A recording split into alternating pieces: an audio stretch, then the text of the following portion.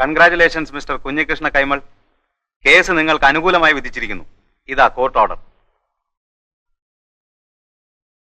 എന്താണ് മിസ്റ്റർ കൈമൾ, ഈ സന്തോഷ വാർത്ത അറിഞ്ഞിട്ടും നിങ്ങൾക്ക് ഒരു എക്സൈറ്റ്മെന്റ് ഇല്ലാത്തത്?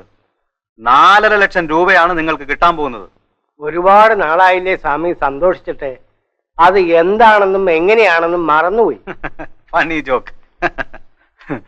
ഞങ്ങൾ എന്നേക്കുമായി അച്ഛനെ ഇവിടെ നിന്ന് കൂട്ടിക്കൊണ്ടു പോകാൻ വരുമ്പോഴാണ് വക്കീൽ ഈ വിവരം പറഞ്ഞത്, അല്ലെ?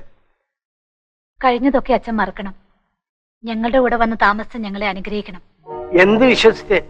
ഈ പണം സ്വന്തമാക്കാൻ വേണ്ടി ഒരു ദിവസം മുമ്പ് നീ എനിക്ക് ഭക്ഷണത്തിൽ വിഷം കലക്കി തരൂല എന്ന് ഞാൻ എങ്ങനെ വിശ്വസിക്കും? അച്ഛാ, മിണ്ടിപ്പോകരുത്. ഈ പണം മാത്രം മോഹിച്ച് എന്നോട് സ്നേഹം കാണിക്കുന്ന ഒറ്റ എണ്ണത്തിനെ എനിക്ക് കാണണ്ട. ഇതിൽ നിന്ന് കാൽ ചില്ലിക്കാശ് കിട്ടുമെന്ന് ഒരുത്തനും പ്രതീക്ഷിക്കുകയും വേണ്ട. അയ്യോ അച്ഛാ, പിന്നെ ഈ പണം മുഴുവൻ എനിക്ക് ആവശ്യമുണ്ട. നിന്നെപ്പോലെ നെറിവേട്ട മക്കള് ആട്ടി ഇറക്കുന്ന പാവപ്പെട്ട തന്തമാര് എന്നെ പോലെ വേറെയുണ്ട് ഇവിടെ.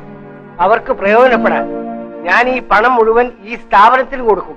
പൊയ്ക്കോ എന്റെ കൺമുമ്പിൽ. മോളെ ആലിസേ, അച്ഛാ, ഇവിടെ ഇറങ്ങിപ്പോവാൻ വാ മോളെ.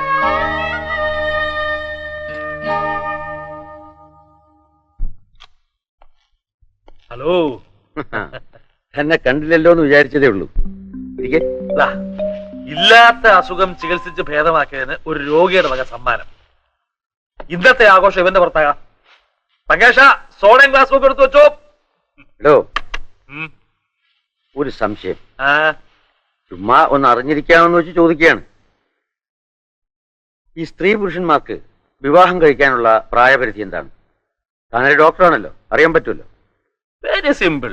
സന്താനോത്പാദന ശേഷി ഉണ്ടായി പിന്നെ അത് ഇല്ലാതാകുന്നതിന് തലേദിവസം വരെ, അത് തന്നെ പരിധി. അപ്പോ ഈ ഭാര്യയും ഭർത്താവും തമ്മിൽ മാക്സിമം എന്ത് പ്രായവ്യത്യാസമാകാം? അതിപ്പോ പിക്കാസോ, ചാർലി ചാപ്ലിൻ, പിന്നെ നമ്മുടെ പണ്ഡിറ്റ് രവിശങ്കർ, ഇവരൊക്കെ വിവാഹം കഴിച്ചത് തങ്ങളെക്കാൾ വളരെ പ്രായക്കുറവുള്ള പെൺകുട്ടികളെയാണ്. നേരെ മറിച്ച് തങ്ങളെക്കാൾ വളരെ പ്രായ കൂടുതലുള്ള സ്ത്രീകളെ വിവാഹം കഴിച്ച പുരുഷന്മാരും ഉണ്ട്. For example. അവരുടെ ഒന്നും കാര്യമല്ല ഞാൻ ചോദിച്ചത്. പിന്നെ ആരുടെയാ? മേന്റെയാ? കാര്യം എന്താണെന്ന് വെച്ചായിട്ട് ചുറ്റാണ്ട് നേരെ പറയണം സാറേ. എന്റെ പൊന്നു ഡോക്ടറെ, ഞാൻ അറിയാതെ ചോദിച്ചു പോയതാ, മാപ്പ്.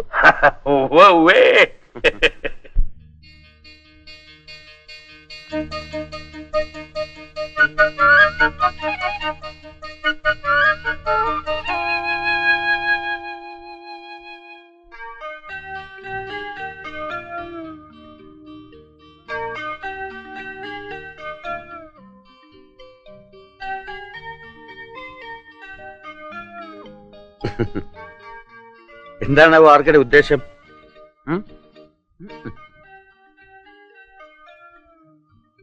ഇനി അഥവാ വല്ല ഉദ്ദേശം ഉണ്ടെന്ന് ഇരിക്കട്ടെ. എന്താ, വല്ല കുഴപ്പമുണ്ടോ? ഏയ്, അങ്ങനെയൊന്നുമില്ല.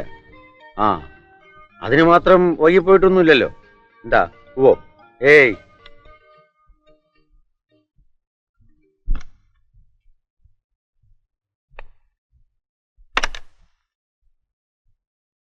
Sorry for troubling you sir. Purchase file ഇവിടെ ഇരിപ്പുണ്ടെന്ന് സ്റ്റീഫൻ പറഞ്ഞു. എടുത്തോളൂ.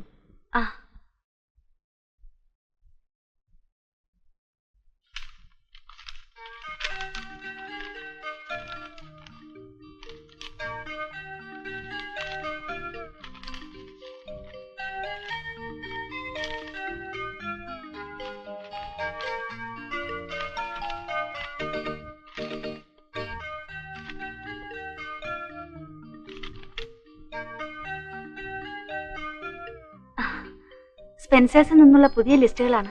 സാറിനെ ഒന്ന് കാണിക്കണമെന്നുണ്ടായിരുന്നു.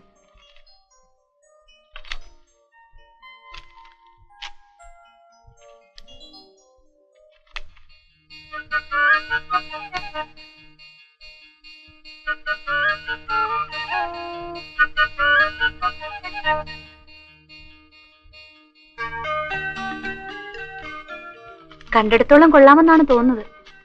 പക്ഷെ ഓർഡർ കൊടുക്കും മുമ്പേ ഒന്ന് നേരിട്ട് പോയി കാണുന്നതാവും നല്ലത്. എന്താ സാറിന്റെ അഭിപ്രായം? സാർ,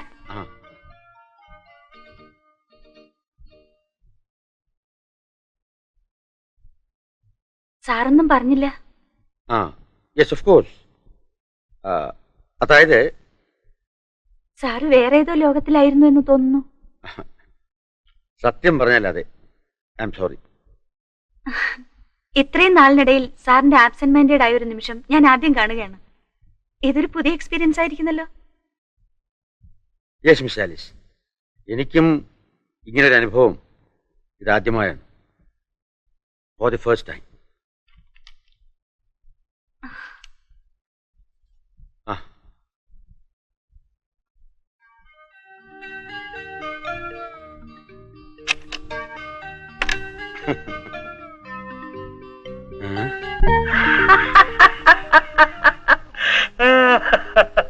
അങ്ങനെ വരിക്കുവാ.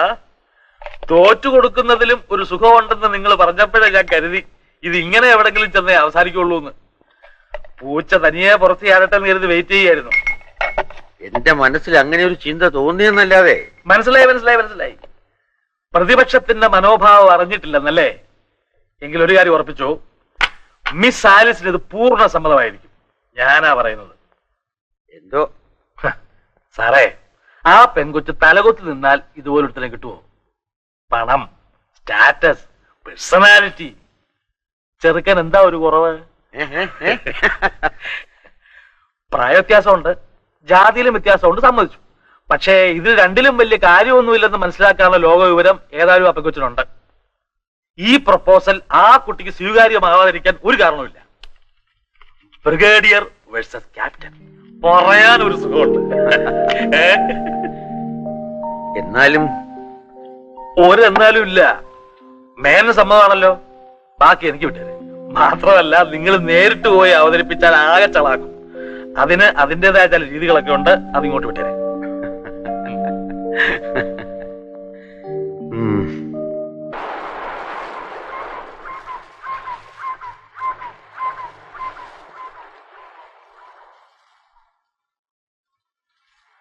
Good morning miss Alice. Good morning. ഞാൻ സ്നേഹാലയത്തിൽ പോയിരുന്നു. ഇന്ന് വിസിറ്റ് ഡേ അല്ലല്ലോ. വിസിറ്റ് ഡേ അല്ലെങ്കിലും കാണേണ്ടവരെ കാണാൻ വരാതെ പറ്റില്ലല്ലോ.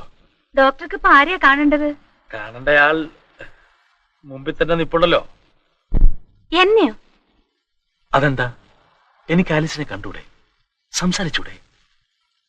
ഒരു കാര്യം പറയണമെന്ന് കുറച്ചു കാലമായി കരുതുന്നു. അതെങ്ങനെ അവതരിപ്പിക്കണം എന്ന് വിചാരിച്ചിരിക്കുമ്പോഴാണ് ആലീസ് ഇവിടെ ഒറ്റയ്ക്ക് നിൽക്കുന്നത് കണ്ടത്. എന്നാ പിന്നെ വൈകിക്കണ്ടാന്ന് തോന്നി. മിസ് ആലീസ്, മനസ്സിന് ഇഷ്ടപ്പെട്ട ഒരാൾ കൂട്ടിനില്ലാത്തതുകൊണ്ടാണ് ഇങ്ങനെ ഒറ്റയ്ക്ക് നിൽക്കാനും കരയെണ്ണാനും ഒക്കെ തോന്നുന്നത്. ജീവിതത്തിൽ ഒരു സ്ത്രീക്ക് ഒരു പുരുഷന്റെ തുണ ആവശ്യമാണ്. അത് പ്രകൃതിയുടെ നിയമമാണ്. ചിലർ അതിനെക്കുറിച്ച് ആലോചിക്കാൻ വൈകിപ്പോകുന്നു എന്നേ ഉള്ളൂ. അല്ല, വൈകിപ്പോയി എന്ന് വെച്ച് അത് ഒരിക്കലും വേണ്ടാന്ന് വെക്കേണ്ട കാര്യമില്ല. മിസ് ആലിസിന് സമ്മതമാകുമെങ്കിൽ, അതായത് ഈ പ്രായത്തിലുള്ള വ്യത്യാസം ഒരു തടസ്സമല്ലെങ്കിൽ, എൻ്റെ ഒരു ആഗ്രഹമാണ്. ഐ മീൻ, ഞാനൊരു പ്രപ്പോസൽ അങ്ങോട്ട്. ഡോക്ടർ പ്ലീസ്, കുറെ കൂടി വകതിരിവ് ഞാൻ നിങ്ങളിൽ നിന്ന് പ്രതീക്ഷിച്ചിരുന്നു. മിസ് ആലിസ്, ഞാൻ ലജ്ജയാവുന്നില്ലേ നിങ്ങൾക്കിത് എന്നോട് പറയാൻ? നിങ്ങളുടെ സംസാരവും തുറന്ന പ്രകൃതവും കണ്ടപ്പോ ഞാൻ ഇപ്പൊ ഫ്രീ ആയി പെരുമാറി. അതെന്റെ തെറ്റ്. ഇങ്ങനെ ഒരു കണ്ണുകൊണ്ടാണ് നിങ്ങൾ എന്നെ കാണുന്നതെന്ന് ഞാൻ വിചാരിച്ചില്ല.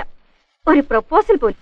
അയ്യോ മിസ് ആലിസ്, ഞാൻ പറഞ്ഞത് ഉദ്ദേശം എന്ന് വെച്ചാൽ നമ്മള് മനസ്സിലായി. കൂടുതൽ വിശദീകരിക്കണ്ട. മിസ് ആലിസ്, ഞാൻ പറഞ്ഞത് അല്ല. ഞാൻ ആർ കെ സാറിനോട് ഞാനൊന്ന് ചോദിക്കട്ടെ, ഹൗസ് ഡോക്ടറുടെ ഡ്യൂട്ടിയിൽ ഇതും പെടുമോന്ന്? Miss Alice,